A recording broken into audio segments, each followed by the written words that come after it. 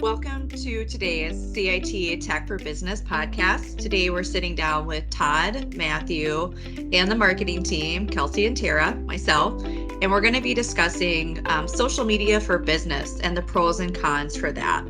I'm going to kick it off with an introduction of myself, but my lovely question to everybody today is tell me about your favorite season. So as I said, my name is Tara, part of the marketing team, or you'll hear us call ourselves Marketing Gals. My favorite season of all is fall. Fall everything, fall with the windows open, apple orchards, sweatshirt weather. I love everything about it. Are you a pumpkin spice latte girl?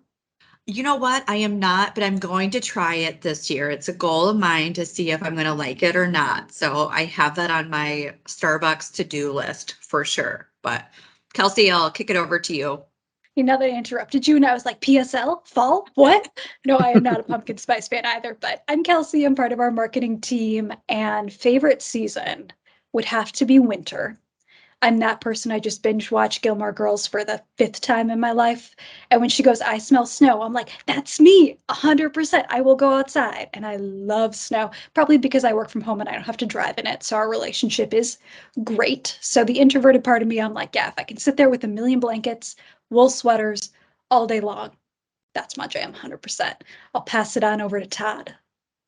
I didn't interrupt, but I wanted to say I went to the apple orchard this weekend, so 100% into the apple orchard. My favorite season, though, is football season. Hell yeah. And it kicks off this week, so anybody that's trying to pay attention to where we're at, the college football team started already, but football's where it's at for me. I guess that technically falls into mostly fall, or at least that's what fall means to me, along with the apple orchard and a bunch of other things.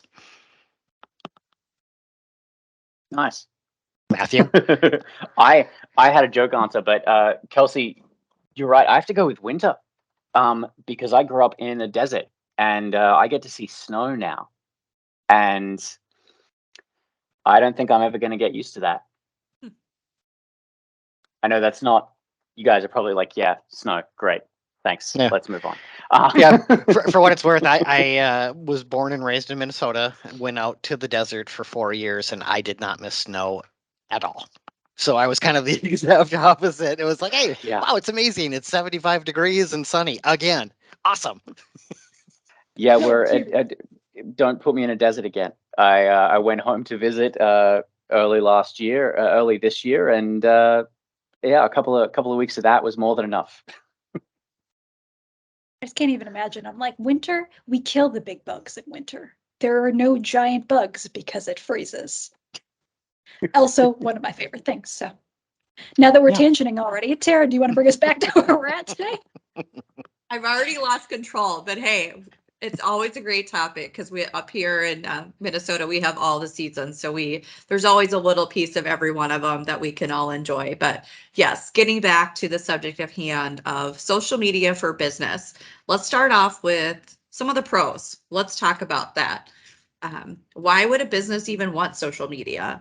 And you guys will hear a different perspective from marketing, since we have the marketing gals on here, but then also, kind of from a security side. So Kelsey, I'll kind of pose that question to you is why would CIT need social media?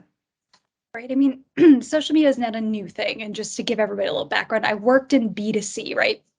That was what I did social media for.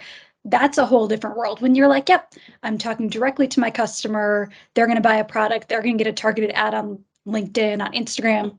You're done.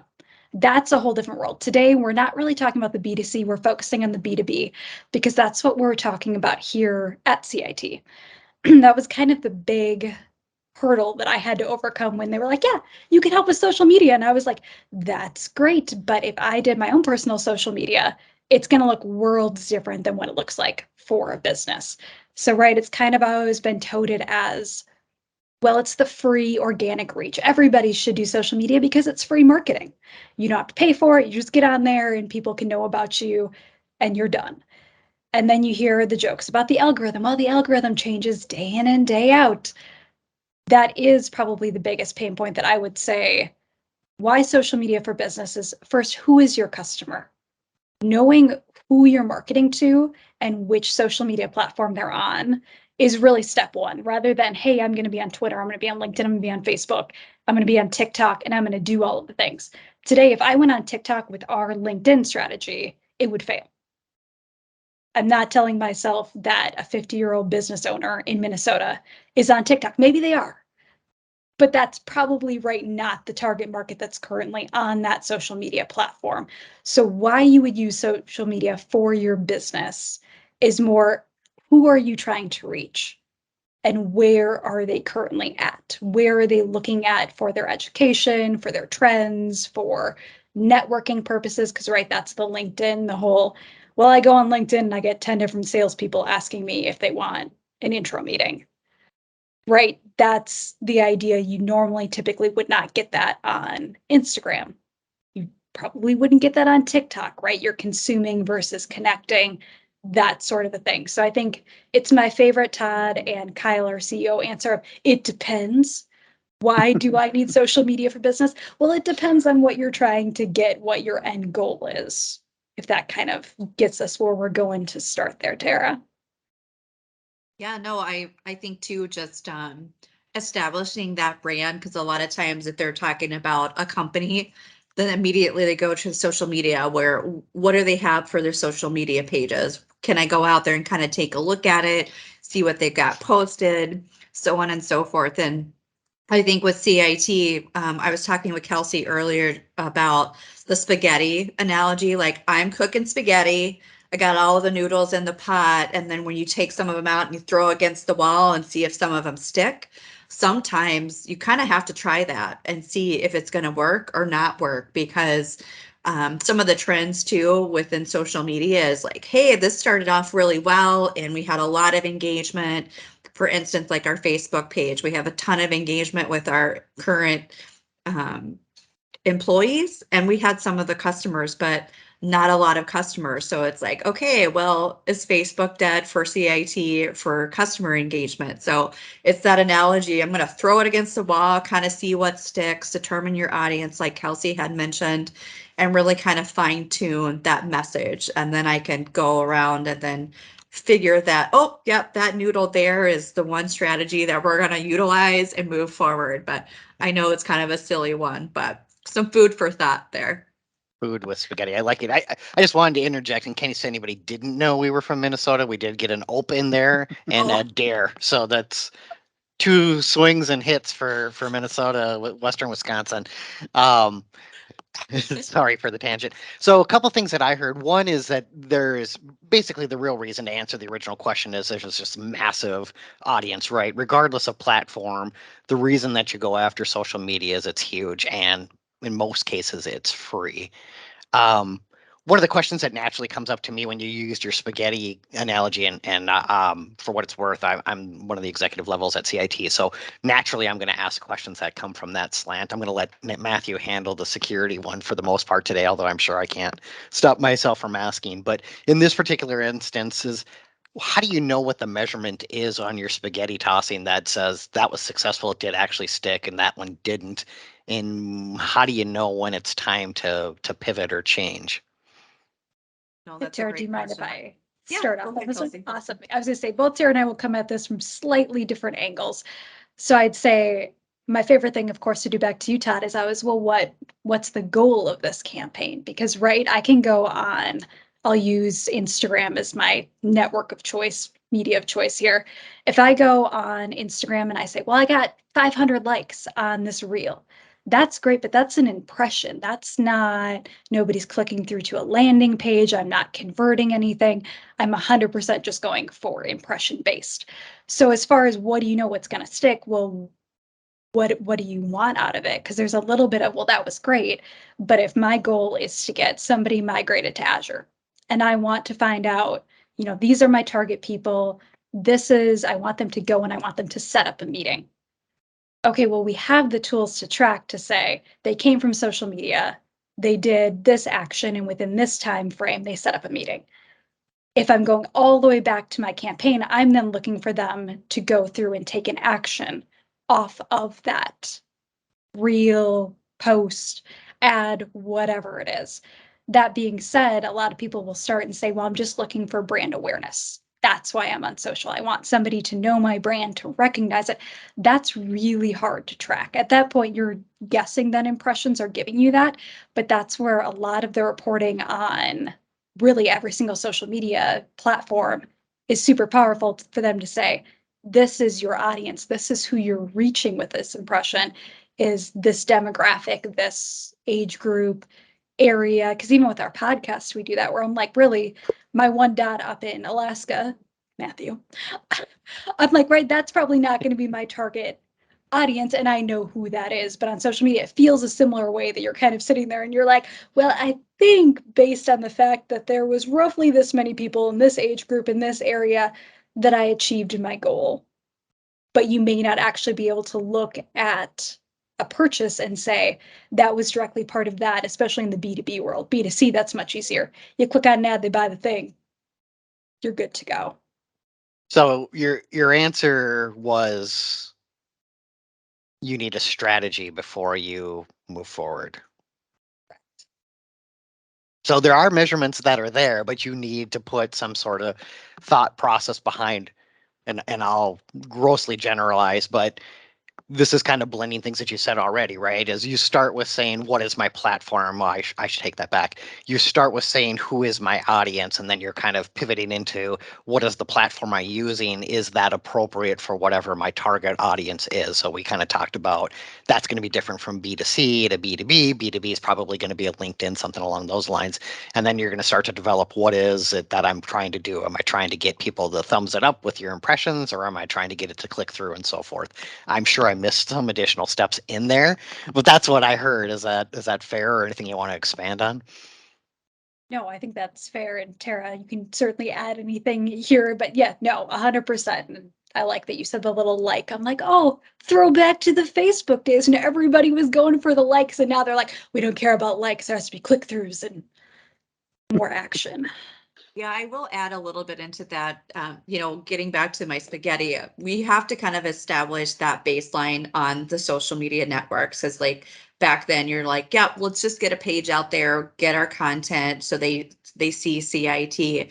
But really, it's diving into and prioritizing the networks that fit your audience, because it's kind of changing and evolving over the years too, of where there might have been, a big group that was solely on Facebook, but that no longer is the case. And maybe they switched over to LinkedIn. So it kind of boils down to prioritize that, and let's see then which one we can get the biggest bang for our buck with organic growth. And then even some of the paid advertising, because if we know our target market isn't going to be on TikTok, like Kelsey had mentioned, that's not really going to be something that we're going to establish a TikTok page for CIT. So it's really kind of understanding that. And then we can build off of everything that Kelsey had talked about with the impressions, the click-throughs, our go-to-market strategy of the content that we're putting out there. That's going to be like, wow, CIT really knows what they're talking about in this particular industry. And we kind of then provide us as we're experts in that, and we can provide value based upon just those few content postings. To build off that just a little tiny bit, just because you mentioned organic growth versus paid growth, this is something that I was, of course, looking up articles last night that I was like, yeah, I should probably Google and know what I'm talking about today. So this is totally fine. That is the trend of where social is, right? Is that you pay in order for people to see your content. Even if you're seeing it organically, you're probably seeing it through a creator. Used to be just influencers, now, right? They're content creators. Does that have a space within B2B? I would say yes. I think it's undersaturated. It's harder to find, but that's where you get organic growth, but you're still paying for it. It's still an investment. So even if you're paying for a social media manager, you're probably paying for them in some sorts to be a content creator, but that's how you'd see your business being, right, more in front of people, more top of mind. That's where you see organic growth, which then brings me to a question that I actually had for Matthew was, let's say that you're doing a content creator, right? And I'm coming to the cybersecurity side of the house and I'm saying, hey, we hired Joe over we just found him on Instagram and we're going to have him run our social media. Does that throw up any concerns? Is there anything else I should know as part of that planning? I mean, always. Yeah. Thankfully, one of the upsides of people being in that space is that they've often got a lot of content that you can review of theirs and find out where they've worked previously, the work they've kind of done. Finding someone who, from what you guys have been speaking about, and I've been quiet because that is not my forte. There's obviously, you want to find someone who can meet those goals and has that example with it, but also there is a lot of things. Compliance is my specialty in terms of where they're working from. Are you able to hire people in different states or different countries to assist you? What have they posted online before? How much information do they give out? Are they the type of person that overshares, which can have significant consequences? We hear stories quite regularly of people losing contracts because they simply mentioned that they won the contract online.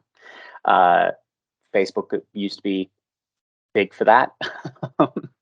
I think people have gotten better about it lately, but those are the things that I keep in mind, especially when it is finding someone online. These things are very easy to fake as well. Lots of websites that are just people pretending to be someone they're not. Then there's also, sorry, Todd, but there's one story I like from this. There is a person who I follow on YouTube who has done a lot of threat hunting. He really enjoyed breaking down certain events and cybersecurity incidents that had been found, and did video after video online. And he got his job right now with a threat hunting company specifically because of those videos. Now, he's not doing social media as part of it, but his social media presence and those videos he put out were a significant portion of what helped him get that position. So I think there's upsides from both directions. Yeah, the one item I was going to throw on there is it can depend on organizations and what their policies and procedures are, which gets back to the compliance stuff that Matthew mentioned. Is in some cases it may be something that was written, intended or other, that they've got something that says that you need to be, let's just say hypothetically, I need that employee to be a resident of the United States. They can't be outside of the country. They can't have access to the data for those reasons, whatever the case may be. Or you may run into a situation where they say that someone's got to be fully vetted and they need to be part of the organization. We don't use contractors, whatever the case may be. So some things like that may pop up that would prevent you from using them. But again, that might be just as simple as going back and saying, well, let's revise the policy then because it stinks, which is certainly possible. But be careful, I think, is kind of the gist of what Matthew said. There's a lot of benefits to it, a lot of benefits that you and he had mentioned, but there may be reasons to be a little cautious when you proceed down that path as well. One of the things that I found really interesting as part of, I'm on Twitter, right? Is seeing how many people who have done content creation and social media full time are doing it for the larger companies. They're doing it for Fortune 500 companies, and their social media team isn't interacting with too many other people at the company. So there is occasionally that crossover of it feels like they're speaking with other people in social media sectors only. There's a communication they're having that feels distinctly separated, which can be fun. I mean, we've all seen those threads, but there's making sure it ties in with what the business is doing and the goals they're hoping to promote can occasionally be missed with trying to get likes. Right, exactly. But I mentioned this earlier today. I was talking with Tara and I was like, right, in a past life, I did freelance art. It was a lot of cat arts. That's a fun fact about me for the day. But right, if I took that exact strategy and that type of content and used it for CIT, people would be like, no, it's not the same group of people.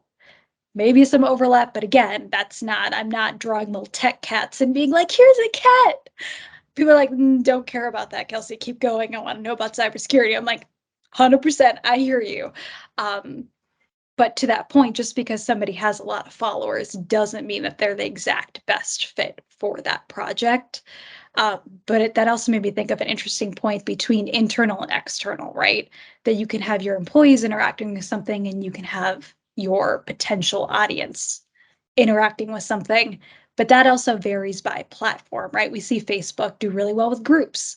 So if you're a company that needs or has a want for a type of focus group, or something where you want people interacting in that space, Facebook really has done a really nice job with that. However, if you're somebody that you're like, well, I want to do educational webinars and I want to do email campaigns and I want to do white sheets, those are all going to be LinkedIn content. That's not going to be a Twitter content. However, can I take a nugget of knowledge that Matthew said earlier and tweet it out as featured content? Yes, that's spoilers probably coming soon to our Twitter. So, right, you can kind of look at it and say, hey, I have all this content, but I would highly recommend varying it across your platforms if you're on multiple platforms. We've all been there where you're sitting there and you're like, well, I'm not going to follow them on Instagram because I follow them on Facebook and I follow them on Twitter, and they literally post the exact same thing at the exact same day, which, full disclosure, Tara and I have done just to save time. Social media is a full-time job in and of itself. So if you're on 5 different platforms and you're like, man, I'm just going to pancake, I'm going to spread it all out, that gets a little bit crazy. Which, Tara, anything to add on that before I stop my rant? Oh, I'm Oh. stopping your rant. I'm Yeah, just kidding. So the next question, I actually had 2 questions I was going to come from, but you went pretty heavily down the platform road, and I kind of wanted to follow up on that piece then. And we talked about several, right? Facebook, LinkedIn, Instagram, maybe those are 2 of the same things, TikTok, etc.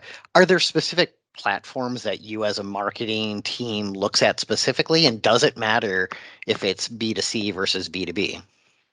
I think 100%. You read any article, right, of like, what's coming next in 2023? Where should I be on social media?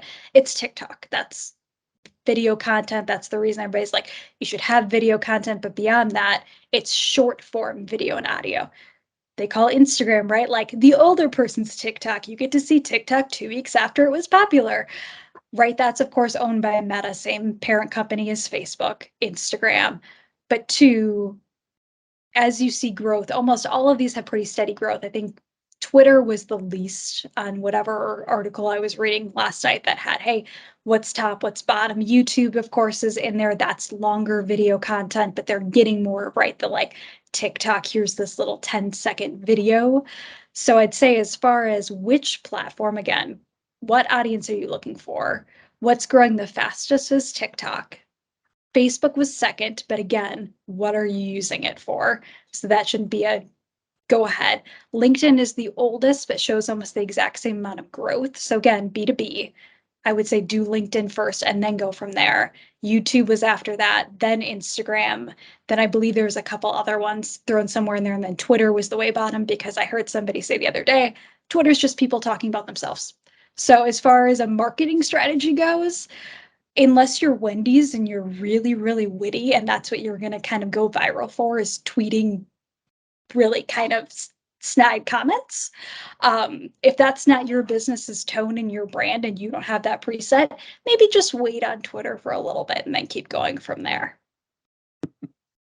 Tara? Wendy's was the example I was going to use before. Yeah. Wendy's. I would say too, again, I had talked about like prioritizing the networks. We know that like Facebook is more of like a casual focused on some of those connections, where again, the LinkedIn is more of those business professionals. And Twitter too, like they handle kind of some quick rapid fire conversations. If you need a short answer question, whatever, you have that. And that's where Kelsey had talked more about Instagram and TikTok, is that visual video, catch your eye. Hey, here's just a blob about CIT, and we have this wonderful way that we can help financial institutions because we understand the difference between a banking institution and a federal, like a credit union, of just being able to quickly highlight that content. And I think too, if you think about it, everybody's so busy that they want to see something super quick and can get to that point and address that very, very quickly. So that's something as marketers we kind of have to think about too, is how quickly can we get that content to them visually in a manner that they're going to take it in and be like, that's exactly what we need. And I'm calling CIT today. So there's a little bit of that too. Again, with the spaghetti, like throw it on the wall. Like there's no silver bullet of kind of understanding, you got to put a strategy, look at the measurements, see how the engagement is, if we're being able to convert any of those as well. And it's like fine tuning it, like Kelsey mentioned, it can be a full-time and should be a full-time job because there's so many different facets that come into play, especially of all of those different platforms that can be used. No, right Matthew, before I, Matthew, oh, we sorry. talked well, I didn't want to forget about it because we had a little steam on it, but Matthew, Kelsey threw out TikTok as kind of like a leading edge, and you're the security guy, so suck it to me. Do I Yeah, care? you should. You really should. I personally am not on TikTok, and refuse to even download the app. There's been a lot that you guys may have seen come out about the fact that it's tracking pretty much everything that's being done, and then beyond that, the data that's being stored, which is currently, we're being told, stored in the US, is still accessible to the employees of the company. So there is a lot here that shows how much information they're gathering on everyone who uses it. I can't remember the exact numbers on how many users they currently have, but I wouldn't be surprised if it's, a third of the country at the moment. Probably getting closer to a sixth of the world, if not more. And all of that information is accessible to their internal team. We saw a similar thing with Facebook with the Cambridge Analytica stuff that came out. There is so much information that's available, and it's so easy for that information to be manipulated or for experiments to be run on the users of the platform. Things that we can't be prepared for. And even if you're using it just in a business context, that includes you. That includes the company that's the individual that's running it, the individual that opened the account or has it as a subset of their main account. I haven't used Facebook in a long time, but I think that's how it used to work. That's how it still works. Yeah. Cool. So because of those links, they can see all of that. They can see the activity. They can see what you're posting, generally even where you're posting it from. There's been a couple of changes in the most recent years. Apple especially has done a feature that they've implemented, which is ask apps not to track, which has stopped the apps from being able to speak between other apps, which the real shock there for a lot of people was that they were tracking what you did in other apps after you'd gone out of the main app. Yeah, they were. Every other app you opened, they generally knew what you were doing. And this has caused a serious problem for Facebook. I think they marked 10 billion they expected as a loss from this change that Apple made alone. So keep in mind that everything you're doing, it's just like everything online, even if you're working in the context of the business, it's all tracked. It's all being logged and organized, and that information can come out. It can be used for whatever purposes they want to use it for. I had two things I wanted to add to that. One is just kind of circling back to the whole strategy conversation.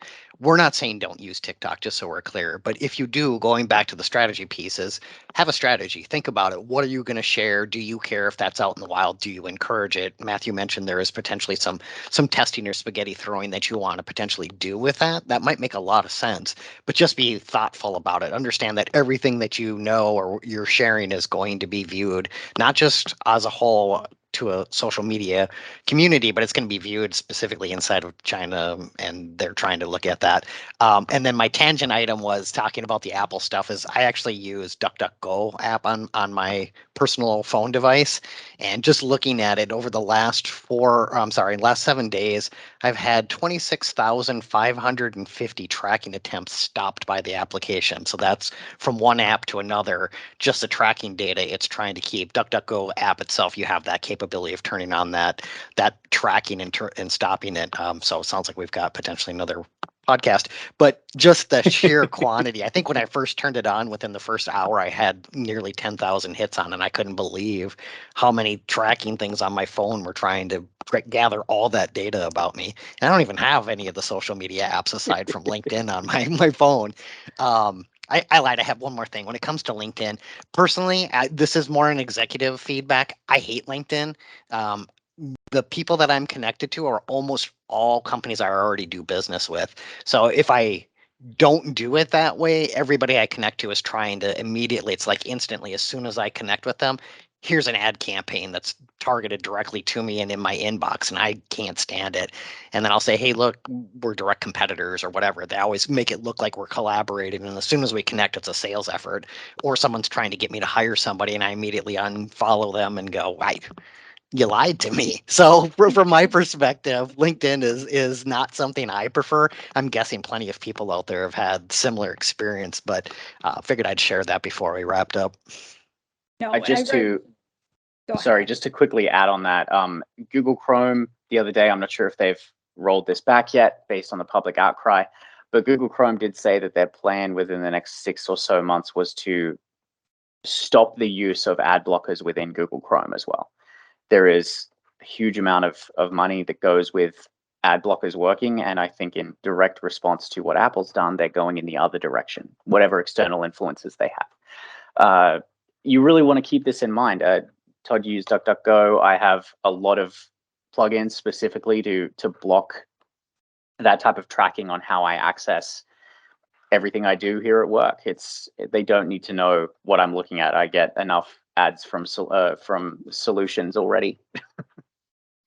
Right, which I think that kind of brings up another interesting point, though, is when you're doing your strategy, how, as I like to call it, sales slimy do you want to get?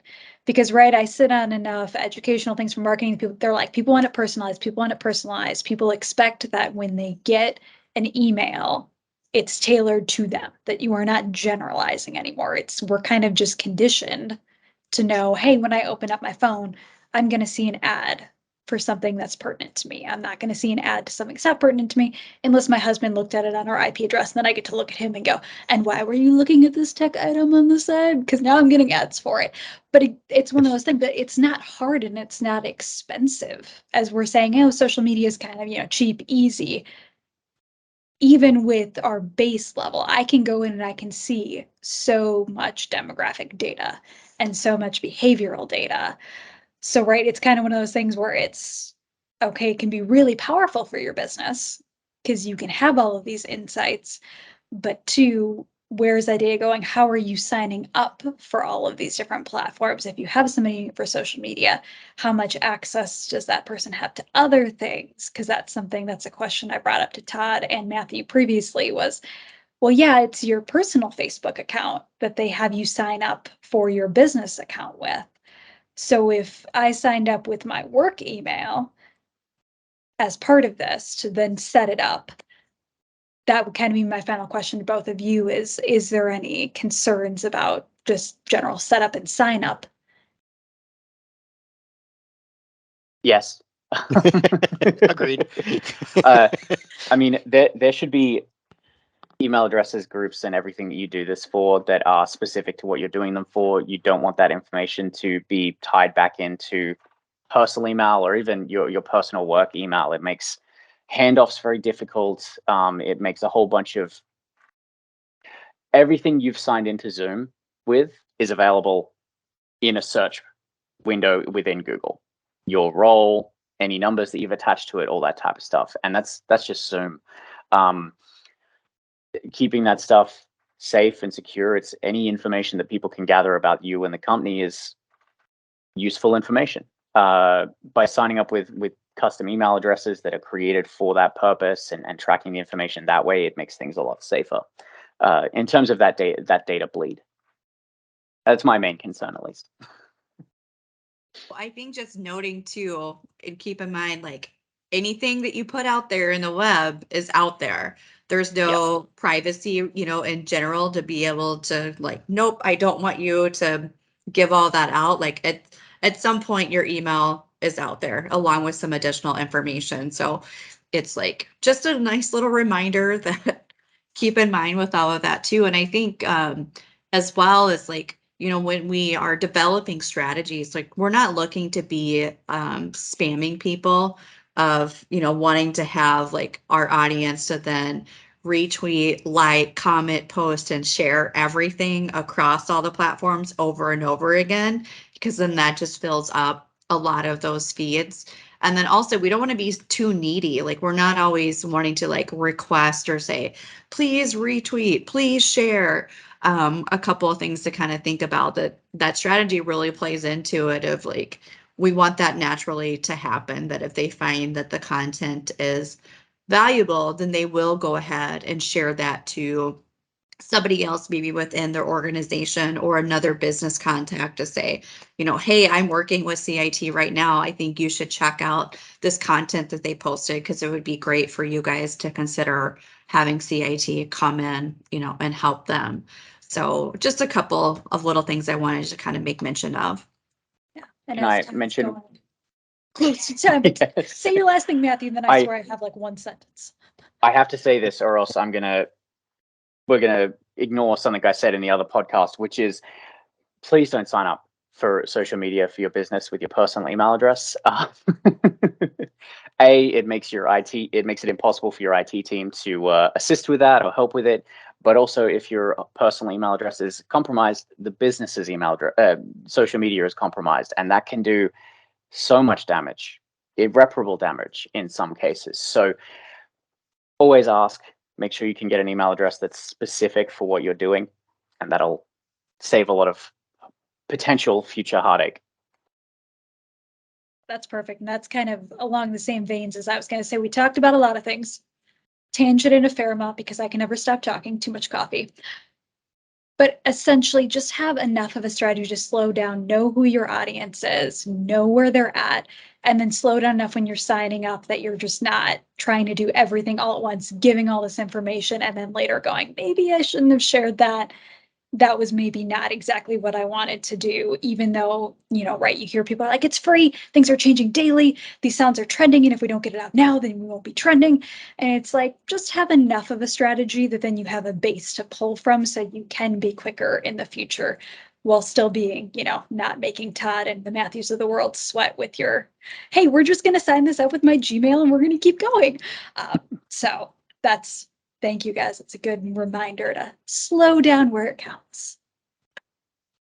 Absolutely. Thanks, Kelsey, for kind of talking about that. I know we talked a ton, and I'm like, oh my gosh, we could probably talk for another 2 hours about this. And I love the fact that we all had like so many things to like, no, wait a minute, I have this and this. But thanks again, though, Todd, Matthew, Kelsey, and I'll thank myself.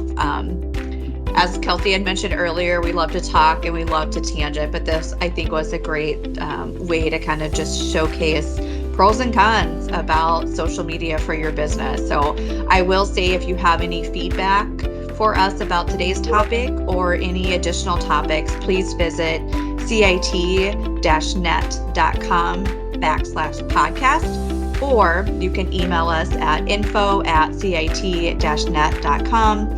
And as always, we look forward to chatting with you guys more next week.